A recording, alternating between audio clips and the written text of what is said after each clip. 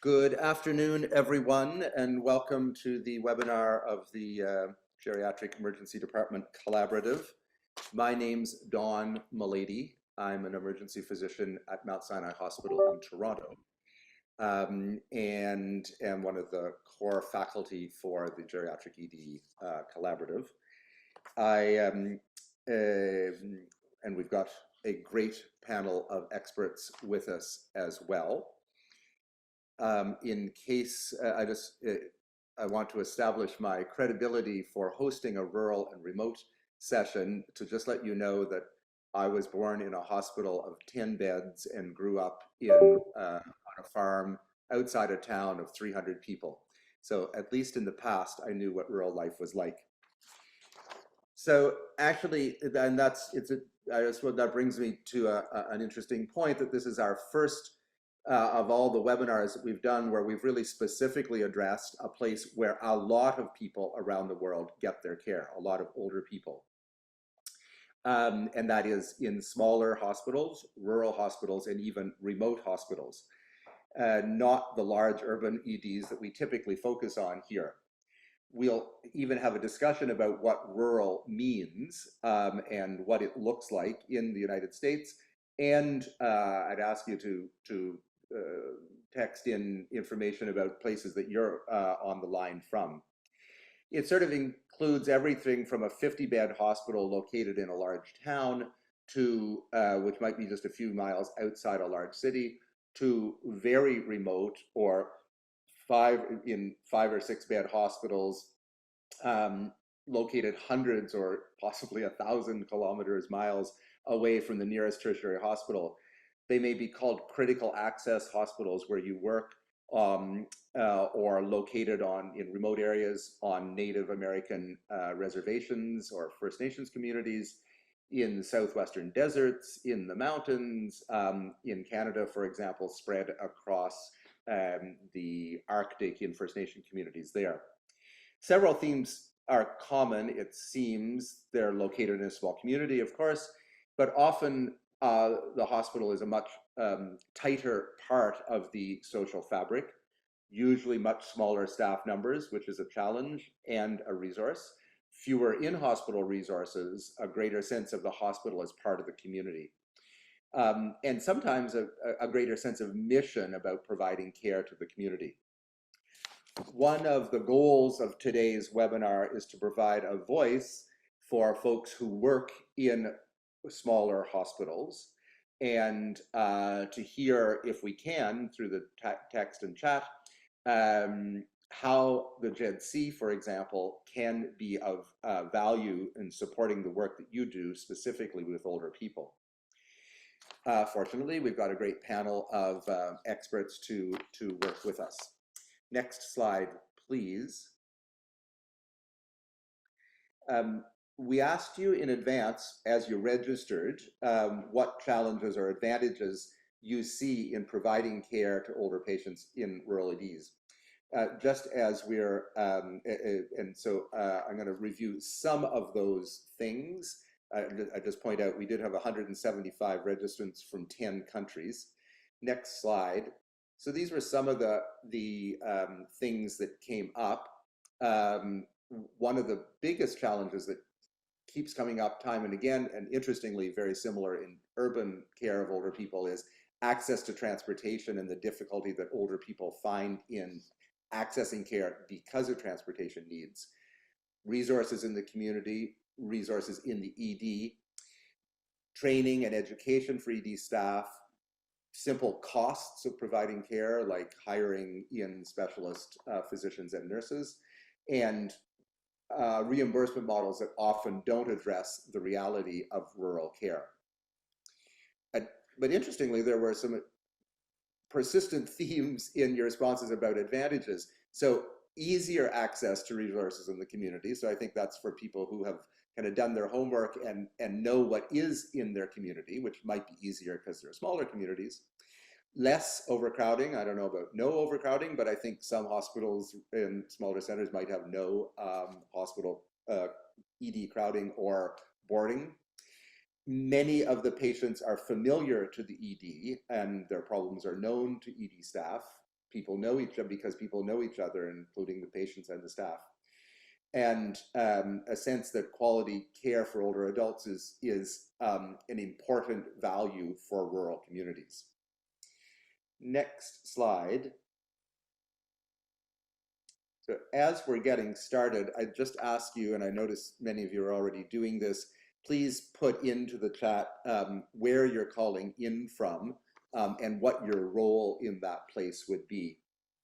For those of you who aren't familiar with this, the Geriatric ED Collaborative is a network of hospitals and healthcare systems across the United States and around the world. Our goal is to educate clinicians about models of care, to support emergency departments in implementing those models of care, and then to research and evaluate their outcomes. If you share that vision and you want to become a member, your hospital wants to become a member of our collaborative, I'd urge you to access the QR code there and consider filling out the application form. Connor will also put the URL into the chat. Yes, next slide, please. So this is our panel of experts today. Kristie Foster is an emergency nurse and geriatric ED champion at Alice Peck Day Hospital in New Hampshire. She continues to provide bedside nursing as well as to organize geriatric care across several hospitals in the Dartmouth Health System. And she has led their geriatric ED accreditation. From Kevin Wasko is an emergency physician, my colleague here in Toronto, who's now the chief of a large urban hospital, North York General Hospital in Toronto. But his credibility is that for many years he was a physician leader and a geriatric champion in a small hospital in Swift Current, Saskatchewan, one of the provinces of Canada. He brings a system-level perspective from his work because he led integrated rural health across the whole system, across that whole province of 1 million people.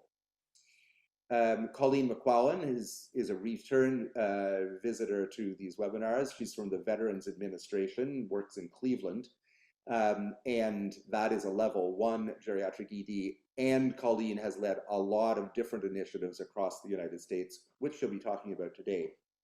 And finally, Brock Slabach has worked in many smaller hospitals for years, and he is now the Chief Operations Officer for an organization some of you may be familiar with, the National Rural Health Association, who has an overview of how care is provided in rural centers across the country. So we just put up a map of where everybody comes from. We've got New Hampshire, Kansas, Cleveland, and Saskatchewan represented here. And I just point out that if you have questions as we go along, or as we're getting started, or going along for any of our panelists, please put it into the chat. We do try to get to those questions and direct them to the appropriate expert. And so now I'm going to turn the floor over to our surprise and most welcome guest, who wasn't added to the to that intro panel, and that's Hassein Elamin from who's coming to us from West Health Institute, which is one of the main supporters of the Geriatric ED Collaborative, and he's going to be talking about an important project that they have been doing that relates specifically to rural care. So I'll turn it over to you, Hassein. You're very welcome. Thank you so much, Don. So as Don's already introduced, my name is Hassein, and I'm a data analyst over at West Health. And over the last few months, some of my work has included building a GED heat map, which is a national heat map of all EDs in the United States, and then layering a few different statistics and information on that. So what you're looking at currently is going to be a heat map of every dot that you see here. All these blue are EDs in the United States that are eligible for GED accreditation, and all the orange dots are the currently accredited as of I think about 2.5 months ago, GEDs in the United States. So there is quite a bit of orange. There's been a wonderful scale and spread of the accreditation over the last few years. And I'm excited to see that grow further as we move on. Typically, you see them more often in urban centers currently, but that's also because there are a greater number of older adults in urban centers. If you could do the next slide for me, Connor. So this visualization is slightly different. So currently we're taking a look at urban versus rural centers in the United States in particular. So all the green centers that you're seeing are going to be different areas of urban centers, and all the orange are 3 different layers of what are considered rural via RUCA score, which are a way that the Census Bureau is designating rural sites. If you could go to the next slide, I'm going to start giving you guys some just basic statistics on emergency departments in the United States by rural designation, along with some GED data and other factors as well. So first off, could I just ask you to define RUCA for us? Yes, of course. So it's rural urban commuter areas. It's a bunch of fancy jingo, just basically saying it's how the census basically notes where they're considering rural areas. So it's the percentages of populations that are commuting to work or staying in their region, basically. So the University of Washington binned the numbers that the census gives different areas by 4 different areas. There's urban, large rural city, small rural town, and lastly, isolated small rural town. Prominent one here is going to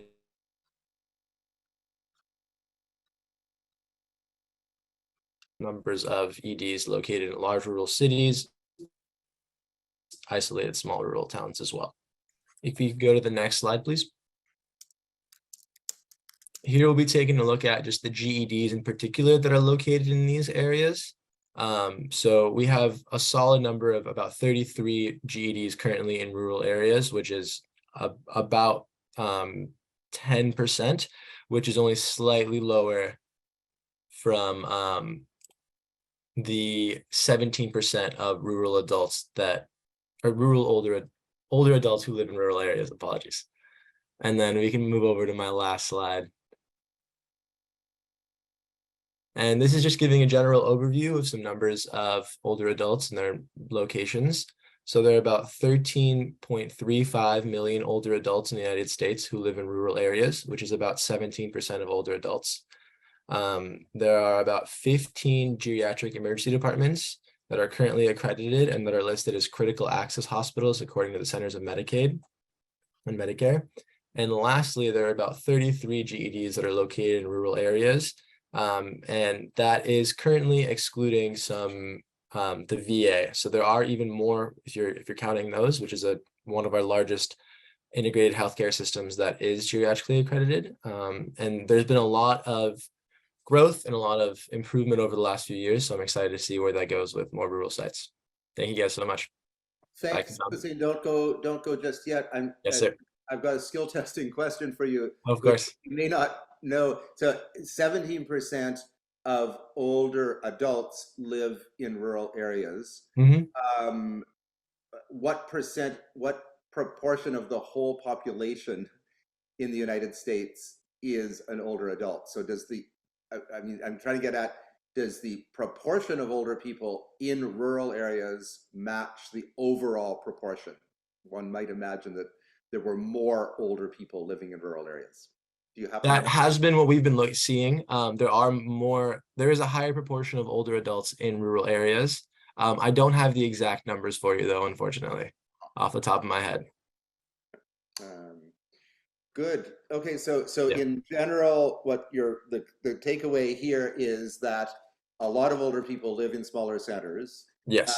And there are not a lot of emergency departments, at least as measured by accreditation, who have really started focusing on care of older adults. Yes. Okay, thanks very much for that contribution, Hassein. Thanks for having me.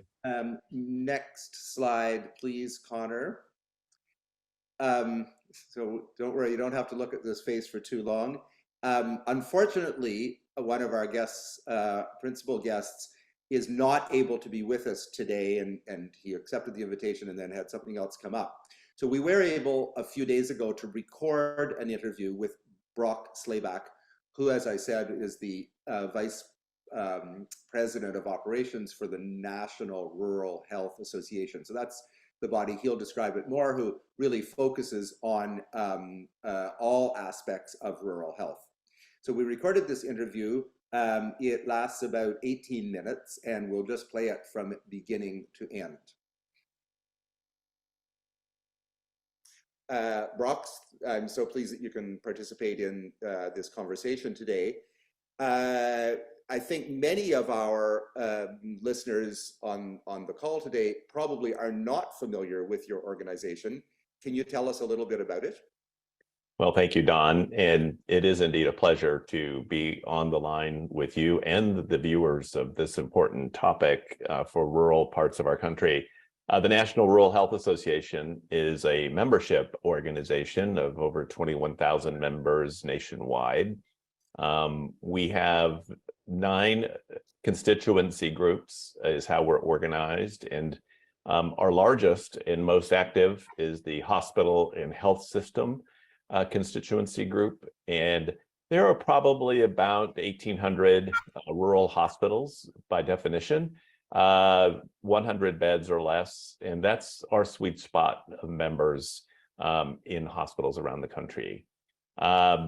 We have a clinician, a clinical services constituency group.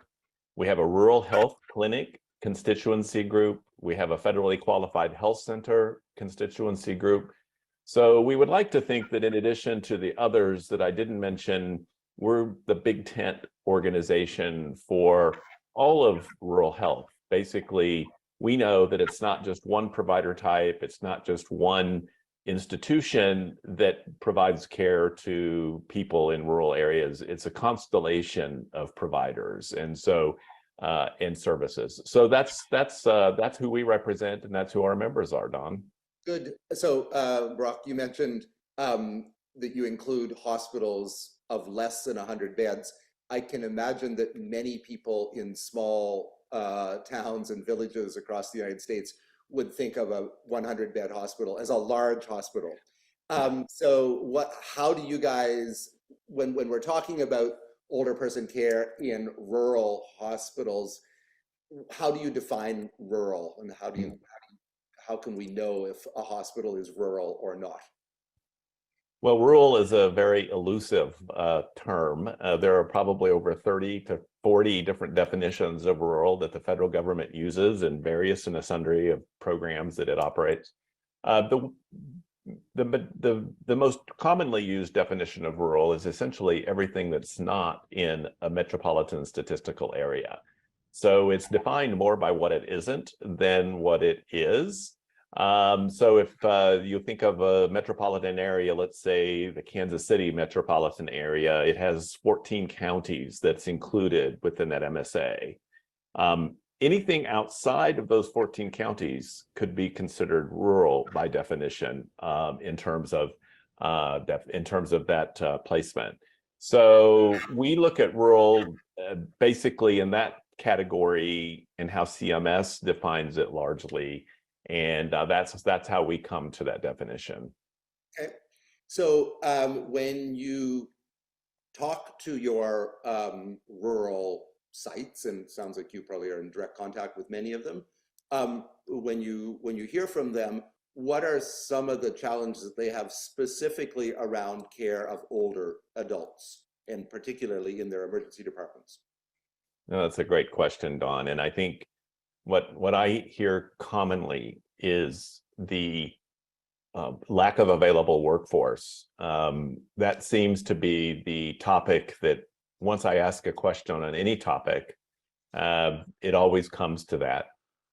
Many of my colleagues in rural hospitals have spent large amounts of their time working on community health needs assessments. They've done strategic plans that's based on those community health needs assessment. They identify older populations, which is largely predominant in a rural area, as an important age-specific service area for them. Once you get to that point, any strategic plan is only as effective as the workforce that you have to be able to carry it out. And that is the limiting factor. And then kind of a subset to that is reimbursement and being able to afford the required resources that it takes to do what's the best for elderly patients in rural communities. Yeah, so interesting. I didn't think that was going to be your first answer, workforce issues. And as somebody working in a large academic ivory tower hospital in the center of a huge metropolitan area, since we have hiring problems, and that's really our main challenge, I can imagine that in a smaller site where there are probably a fairly limited number of professionally qualified people around, it would be even greater. Can you think of, have you heard of any ways of addressing that? Of sites that have had more success in recruiting and retaining qualified professionals? Well, it's an evolving field now, and I think that unfortunately we don't have a lot of data from a national perspective to be able to help us understand where the real challenges are and how we can solve those. But I know that specific communities have involved themselves in looking at programs like growing your own practitioners, identifying the pipeline of those that are coming up that can be sustained through their education, through maybe a stipend, and then training them, and then hopefully with some incentive coming back to practice after they finish their training. Most of these programs in that fashion are really longer term. The horizon or the sight line of the completion of that is years, not days, which is often the need that many of our providers have. Another area that I look that has been used is providing looking at community APGAR. This is a way in which there's a program that's been offered through the state offices of rural health in many states, where a consultant or a trained consultant would come out to a community and be able to identify the barriers that a community has that they may not even see themselves to being able to recruit workforce. And then they implement a plan to be able to accommodate what those barriers are, and then look at solutions to be able to mitigate those. And that's an important program, I think, because as a hospital administrator myself, often I love my community, I love my hospital, it's just a joy to live there. But often other people don't see it the way that I do. And so someone from a third party coming in with that objective analysis can be very helpful. That sounds like a very valuable thing, because as you say, if you don't identify a problem, you can't solve it. So how would people access that resource or service? Yes, I can drop the link into the chat, and I'll provide that link later. You can edit this out, but we can drop the link into the chat and then have that available to be able to access the clearinghouse, if you will, for that program. I will say that in addition to physicians recruitment, it also addresses other areas, like we've just added or are adding hospital CEO recruitment APGAR scoring. So that's another interesting aspect to the way the work is evolving. Mm-hmm. So that sounds like one success story that is working for some places. Can you think of other things across the United States that seem to be working to address some of the challenges? I think what I have witnessed and I've seen is there's two prongs to this problem. There's retention and there's recruitment. So obviously, leaders of rural health systems have been working hard in looking at retaining their existing workforce. And when you look at the data right now, we're seeing over 50% of physicians and other practitioners noting signs of burnout. And being a lot more conscious in rural systems about this factor in terms of workforce satisfaction, and in making sure that they're doing everything they can internally to be able to support their providers in a way that mitigates some of the distress that they feel, which creates the need for them to possibly leave. And I can just break in for a moment. That is, we could certainly tie that to one of the pitches, I would say, about the value of making older age-friendly changes, age-friendly changes in your emergency department, is that it makes working there better. If you're seeing a lot of older people, and if you're finding that challenging, then making changes that address and improve those or eliminate the challenges and turns it into a good experience often make it much better for staff, physicians, nurses, and everybody to work there, and they're more likely to stick around as opposed to leaving to go to places where they feel less frustrated. So I think that probably is an opportunity for age-friendly changes to take place. Yeah, I think the structures around which we operate are very important in terms of support for our providers. And I use two programs that I'm familiar with. One is in the National Pediatric Quality Readiness Program that HRSA runs, where they look at similar programs to age-friendly. It's also looking at pediatrics. There's nothing worse than, experiencing helplessness when a patient comes in and you don't have the right equipment, or worse, you can't find the right equipment quickly. You haven't prepared for the emergency that's being presented. And those are the kinds of stresses that really weigh heavy on providers in terms of their job satisfaction and being able to practice in a place that supports their well-being as well as their patients. A very valuable example. I mean, we often draw a lot of our examples about geriatric ED development from pediatric emergency department development, but I mean, I think that's exactly what I was talking about, is that tends to be this frustration and annoyance and like almost horror about having all these older patients to deal with and not having anything helpful to offer them other than, say, admission to the hospital, which we all know is not a valuable thing. So I mean, that may be one thing that we can work on is encouraging rural hospitals to make simple changes, like finding out what resources are available in their community, because often there's more available than we think about, and having that as just a catalog of places, of a place that where you can look to refer a person after they leave the emergency department.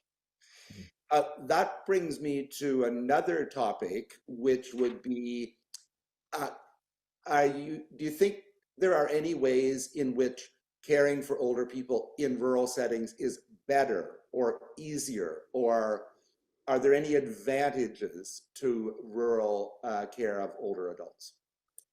Oh, I think there are quite a few. The first that I'll name that's most obvious, and in my experience, having worked in rural systems for my entire career, is just the nature of knowing your neighbors. The people who are coming into your ED are generally folks that you might go to church with. They might be community members that you've known all your life if you returned back after having received your medical education. So this intimate knowledge of the patients that you're serving can be very helpful in terms of understanding what's going on with the patient and how you design treatment. Our rural clinics are very important sources of care. And what I see is using, and many successful practices have implemented the patient-centered medical home model, which really looks at moving upstream in terms of trying to address the patient's needs beyond just what presents clinically in the clinic itself. And so these programs, in my hospital in Mississippi, when I was an administrator, I always joked and said that we were doing patient-centered medical homes before that was cool, because there was nobody else. We didn't have a social service agency. We didn't have the area health agency on aging. We didn't have all of those fancy services available to us. So our clinics in our hospitals really became the resource for all of the care being provided through those sources of care. So I guess what I'm saying is that the benefits to rural areas is the knowledge and the background of knowing your patients. And also, I think the access to community, knowing the community. So what is outside the door of the emergency department or the hospital, which many physicians and nurses in a large urban center do not know what's available. And while I might be able to get rapid access to a rheumatologist within a few days, I often can't make a direct connection with the person's primary care physician. In a rural hospital emergency department, the physician working in the emergency department may well be the primary care physician or work beside her and can arrange prompt follow-up within days. So yeah, I mean, I think there are a number of opportunities and positives there. Just as we're starting to wrap up, what would be some areas of focus that a rural or very small hospital in their emergency department should focus on, would you say? I think there's the top and the most important, I think, is developing strong relationships with your nursing homes in your area, becoming familiar with their needs and what their problems are in delivering patient care, and seeing how you can move upstream to hopefully take care of problems before they require an ambulance to come and pick up the patient and bring them to the emergency department. At my hospital in Mississippi, we developed some nice programming around deploying nurse practitioners on a daily and weekly basis to make rounds in our nursing home, intervening earlier in terms of problems and conditions that might be of importance. Because I know in our emergency department, that was a source of frustration to our practitioners that were dealing with patients coming in, is the lack of communication between the nursing home and the hospital. I think the other area is looking at how you can organize the care around a model.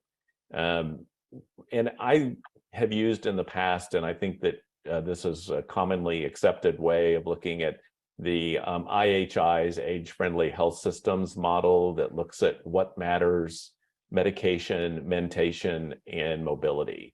Addressing all four of those areas within the scope of the care that's being provided to the patient, and then organizing that so that that's addressed in every single encounter with an elderly person, so that the plan of care once they leave is based on something that addresses all four of those, and is an important factor, I think, in terms of, one, patient satisfaction, and then going back to what you said earlier, Dawn, is the practitioner satisfaction with the work that they're doing and knowing that it matters. Good. Thanks for those really practical and conceptual suggestions. The one about nursing home connections, and this would be another example of where working in a smaller center is decidedly better than working in a large urban center. There are, I think, 40 different long-term care homes that send patients to our emergency department. So whereas in most smaller centers, it's going to be one or two. So working out an operational model with your one provider is going to be much easier. So Brock, you've given us some really valuable points and food for thought, and really practical things too, and given us a lot of information. So thanks for that. Thanks for taking the time. I know that you're not able to be with us live today, but are with us in spirit. And so I'd just really like to thank you for sharing your time. Thank you, Don. It has been a pleasure to be with you and to discuss the topic that I think is extremely important for rural communities nationwide. Thanks for being here. Bye-bye.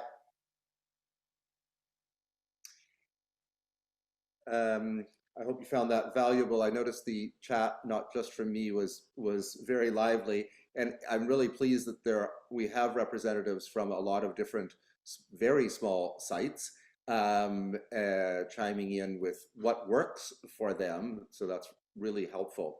Now, there's still a possibility that Brock may be able to join us if he gets to his hotel in rural Alabama on time. But failing that, we may not be able to see him live. So we're going to move on now to three special guests who are a very practical frontline clinical practice perspective. We are going to start with Kevin Wasko, who is here live, but Kevin made this short little video about a year ago, and we're going to play it first. Hello, my name is Kevin Wasko, and I work as an emergency physician in Swift Current, Saskatchewan. I'm going to share 3 easy and practical ways that an ED of any size can make the environment more senior friendly. Number 1, universal screening. Using an established screening tool, we implemented universal screening for seniors that prompts an assessment in the community for seniors living at risk. Number 2, mobility aids. Seniors often come to the ED via ambulance without their mobility aids. We invested in a cane and a 4-wheel walker to ensure that seniors can be safely ambulated in the emergency department. Number 3, personal sound amplifier. Many seniors have hearing impairment. We invested in a personal sound amplifier device for use in the emergency department for those that are hard of hearing. As you can see, it doesn't need to be complex to make an environment more senior friendly. It needs to just be easy things that we can put in place that can help seniors every day. Thank you.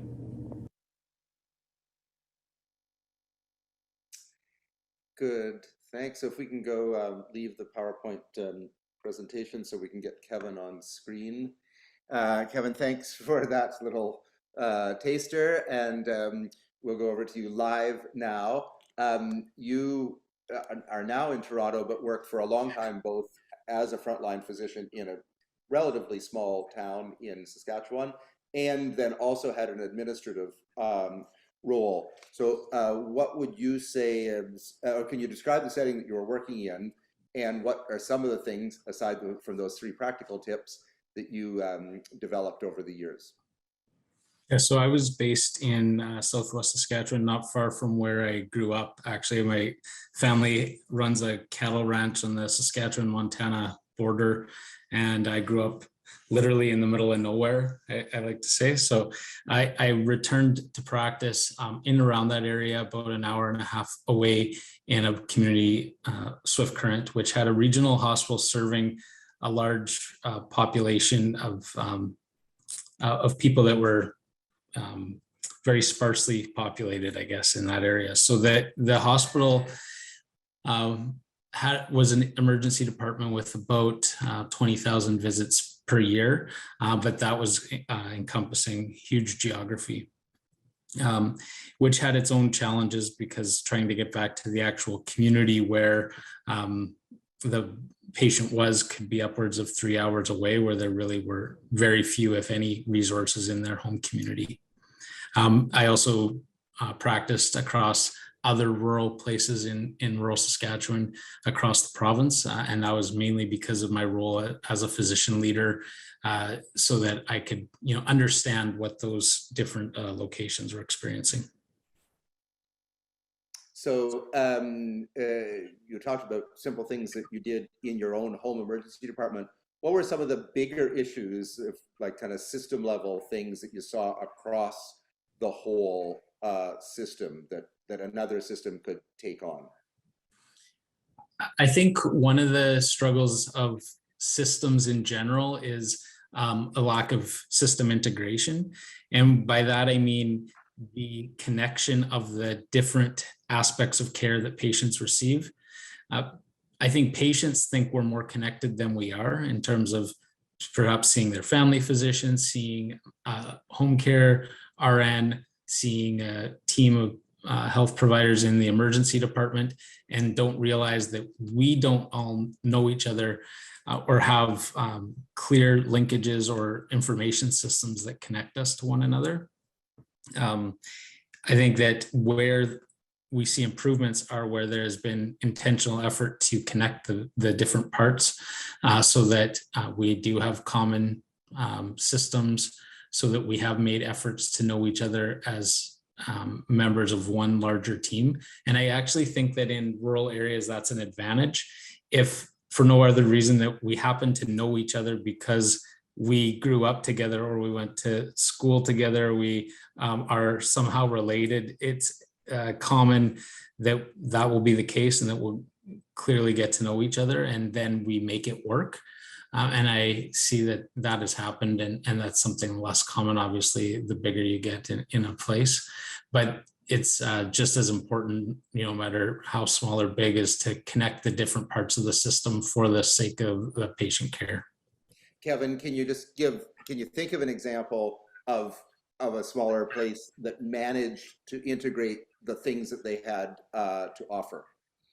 Yeah, so on a project that we performed that I alluded to in the video with the universal screening, obviously simply screening people in the emergency department without the connection to the services in the community is not going to be successful. So we had to join the teams that worked within the home care setting and environment in the community with the teams that worked in the emergency department so that we built relationships and trust amongst those different teams so that when a referral came through from the emergency department, it was received on the other end with knowledge of, what was the screening that took place, how did a patient enter into the department, and how did that happen? And then also at the same time, the team in the emergency department understanding that when the referral went through, how it's addressed, how it's triaged, who it is on the other end that receives it, and then what they do with it.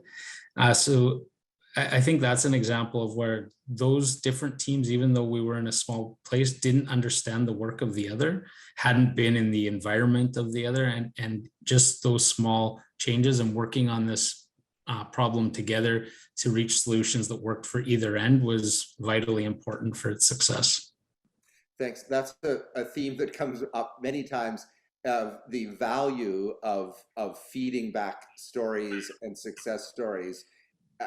An emergency physician or a staff nurse is much more likely to do the right thing in the future if she knows that the right thing has led, doing the right thing has led to an improvement in patient care. So, and we're often not very good about feeding back that those positive outcomes to our colleagues. Can you, any other issues that you need to address at the system level, frontline leaders, and how you can get to them through your system? Yeah, I think another important aspect for success was taking a quality improvement approach and taking the time to learn the tools for system improvement so that initiatives are successful. I think that the tools need to be practical and easily understood, and teams still need to be nimble and flexible and all of that, but having some sort of structure, some tools that they use to monitor progress, to be able to look at the data and see that the change has made a difference, I think is also important. And it gives a common language to the project as well. So I think that that's really important. And some of that work includes the engagement of patient and families in that process, as well as engagement of frontline care providers so that they feel ownership over the outcome and feel investment in the project so that they care about it and want to participate in the change. Kevin, can you give, so just to make it even more practical, and that's already pretty practical, but the three things that you implemented, the walkers and canes, the screening, functional screening, and the hearing assists, was there a quality improvement component of that? Yeah, for the screening component, definitely there was. So we did, looking at all of the factors that, what is the problem that we're trying to solve in doing screening, and then trying to keep that in mind through all of the progress, but doing some of the tests of change cycles, so that we did actual walkthroughs with patients and the care providers to test the change first and do those plan, do, study, act cycles of it before saying, we're one and done, and this is going to be it.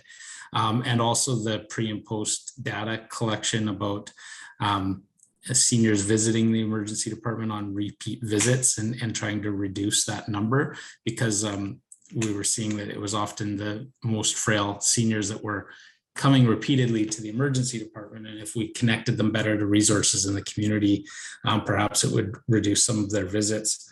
So having that data before the change, and then the data after as well.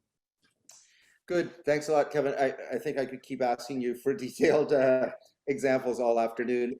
Unfortunately, we have to move on.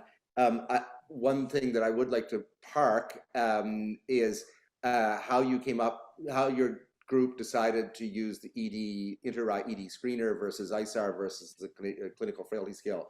But I won't ask you that question now. We'll give it some thought.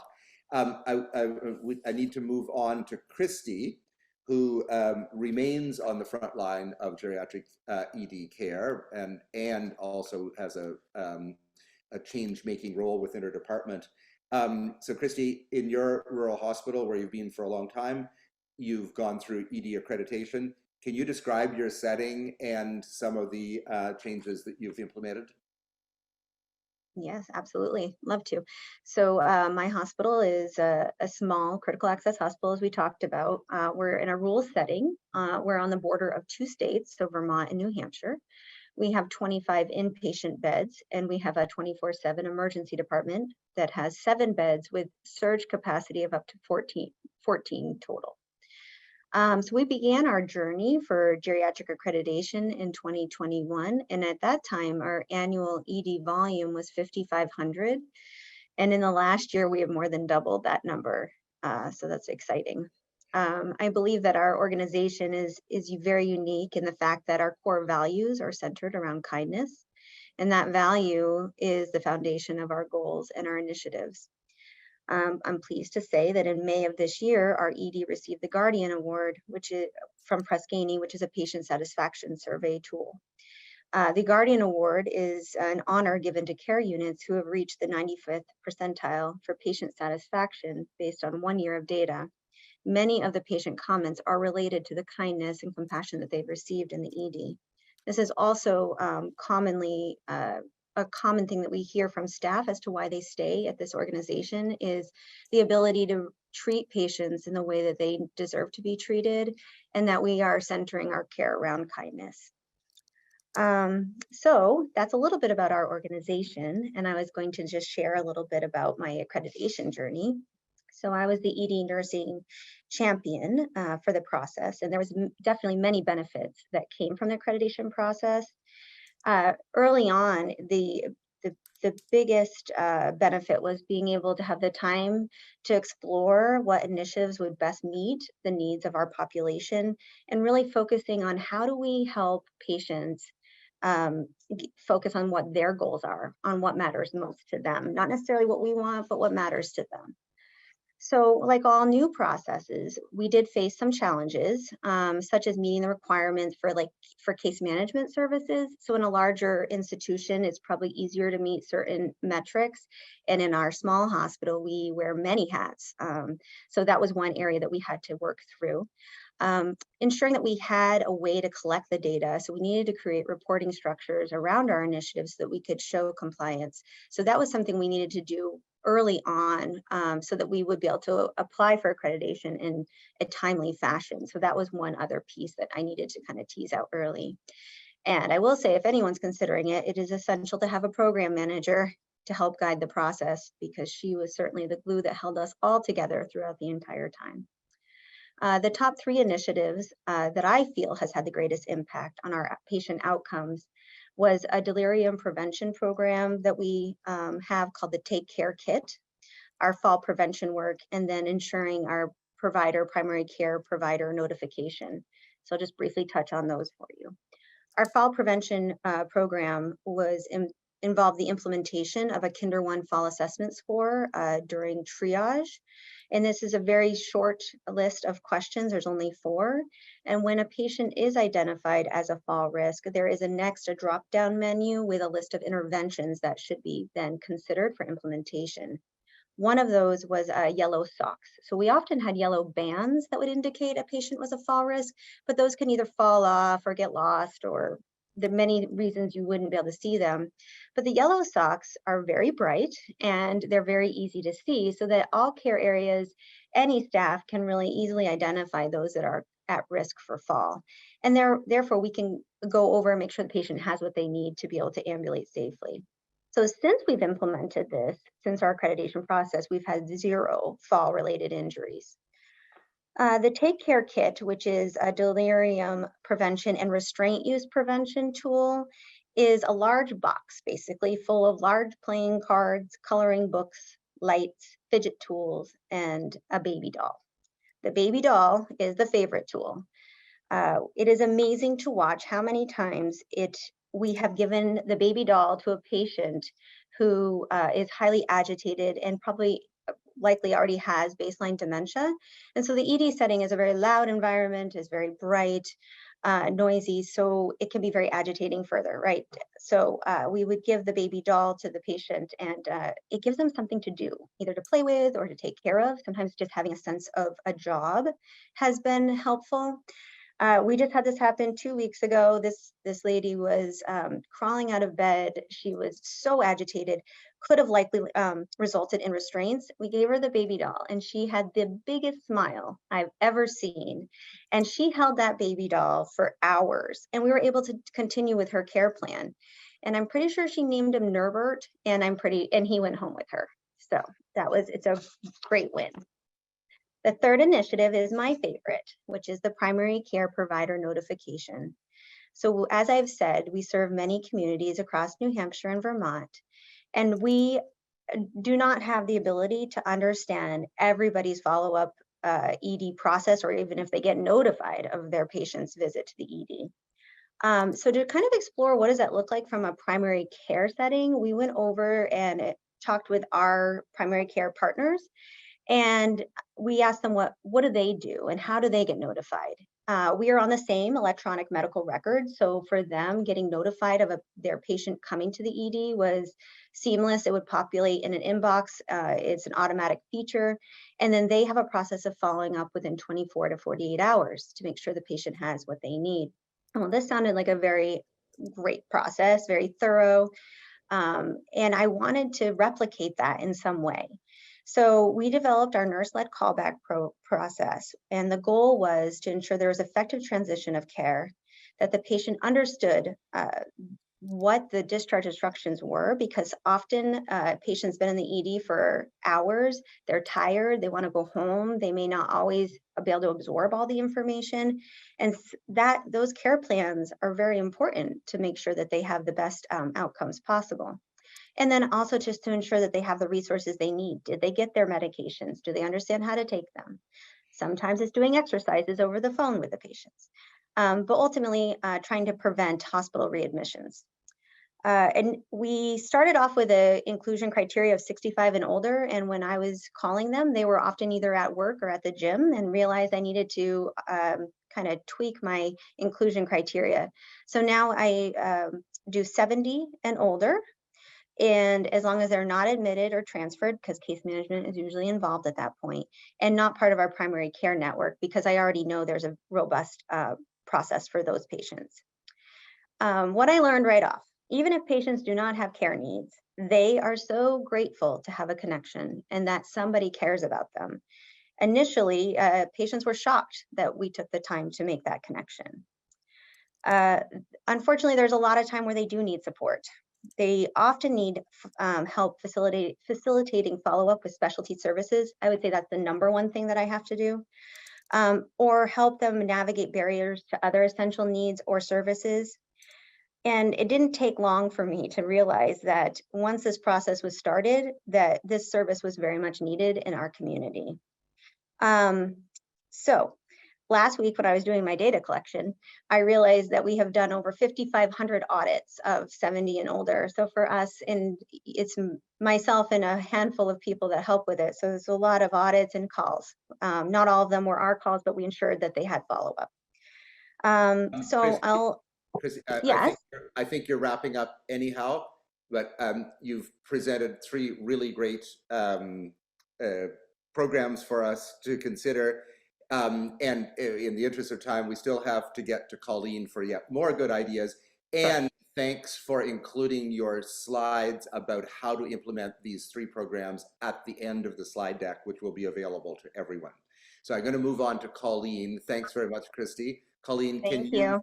From the VA, can you tell us about your Scouts program?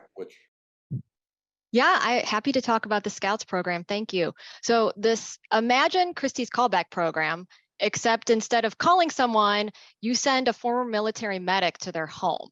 And that medic goes in and does geriatric screens, does home, looks around the home and says, hey, is there a railing when you go up the stairs? Do they have running water in the house? Do they have a car? Do they have transportation? And so we have we call intermediate care technicians go and scout out the house, and they take an iPad with them. So they're doing geriatric screens, they're looking at their disorganized medication, and the patient was just in the emergency department for, say, they had a cellulitis. Now that ICT takes their iPad, videos back to an ED doctor who then can see the patient and say, all right, your cellulitis is looking good, or hey, there's this new problem, let's switch you up with your treatment plan.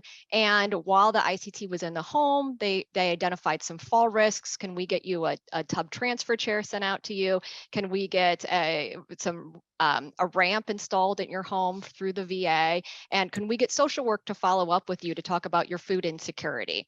And so we can really kind of get a care plan that addresses those unmet needs and geriatric syndromes to the patient, and really bridge that vulnerable time of being in the emergency department to going home, and then also thinking about what else might have been the cause for them to come to the emergency department.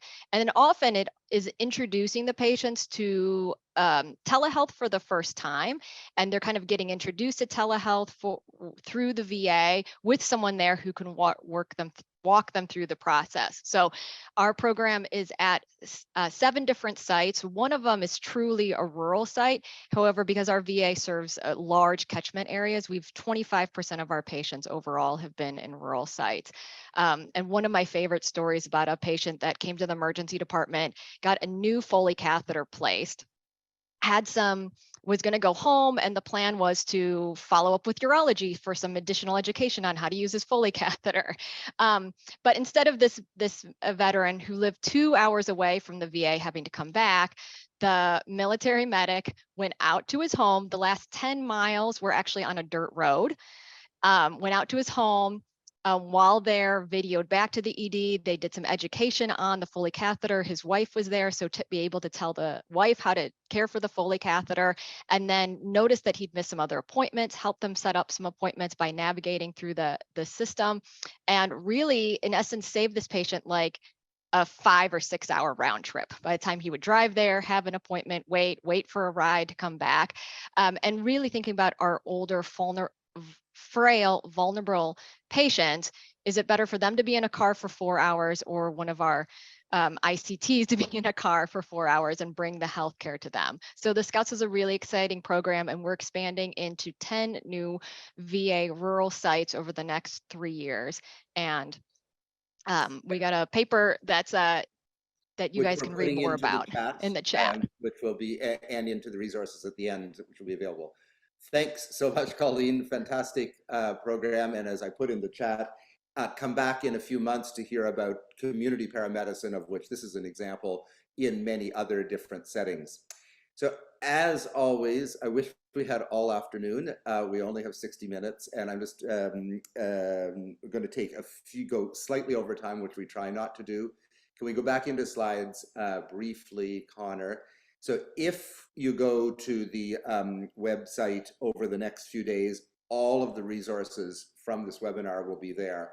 The video of the program, and the chat, as well as resources, and you'll be able to visit these take-home points at greater length. This next slide, please.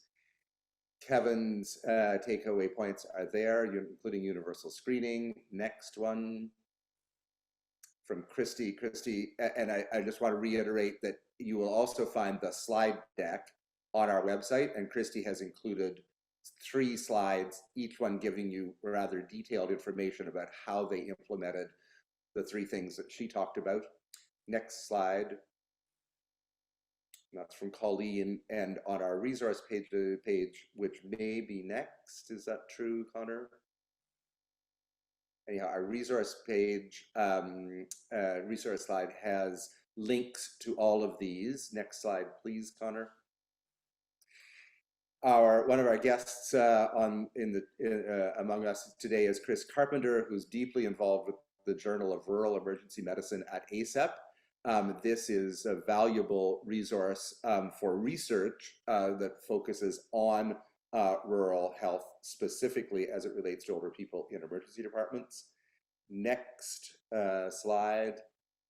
I'll just draw your attention to those videos of AARP if you want information about dementia and delirium. Next slide. Unfortunately, at 2 minutes after the hour, we don't have any time for any more questions. This is the resources that have been mentioned by all of the folks on the call. So they're all available to you and have been posted in the chat. And final slides.